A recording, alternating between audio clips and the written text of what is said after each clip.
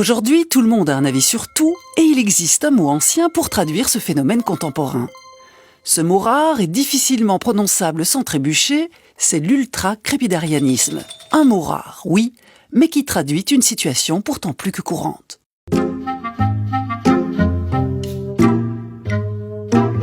Les mots ont une histoire, et celle de l'ultra-crépidarianisme provient d'un proverbe latin qui dit ceci sous la forme impérative. Sutor ne supra crepidam, qui signifie littéralement « cordonnier, pas plus haut que la sandale ». Autrement dit, rastreins valet, foin d'autosuffisance et limite-toi à parler de ce que tu connais vraiment. Petit coup d'œil dans le rétroviseur.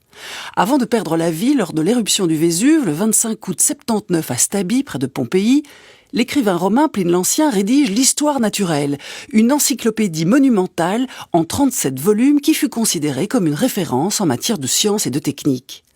Pline, donc, était savant. Et pour instruire et garder la mémoire des êtres vivants et des choses, il racontait une série d'anecdotes, dont une concernant l'ultra-crépidarianisme qui a traversé le temps.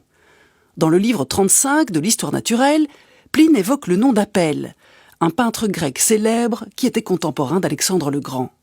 Pline raconte que le peintre Apelle travaillait dans son atelier lorsque son cordonnier, qui en latin se dit sutor, s'était approché de la toile pour signaler au peintre qu'il avait fait une erreur dans la représentation d'une sandale. Sandale, crépida, du grec crépis.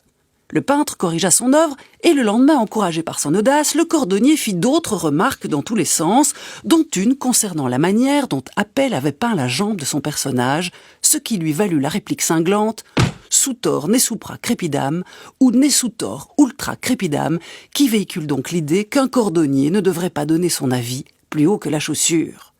La réplique est devenue un proverbe à l'adresse de personnes peu qualifiées qui jugent et qui se prononcent avec aplomb sur des sujets qui dépassent généralement le champ de leurs compétences. L'ultra-crépidarianisme a été décrit en 1891 par Charles Darwin comme le fait que l'ignorance engendre plus fréquemment la confiance en soi que ne le fait la connaissance.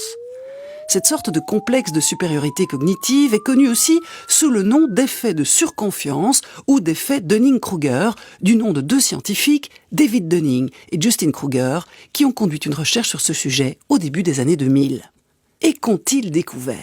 Que l'ignorant est sûr de lui et que le savant doute, que la vanité est un vilain défaut, que les cordonniers sont les plus mal chaussés et que les ultra-crépidariens coûtent cher. Et dans certains cas, ferait mieux de se taire.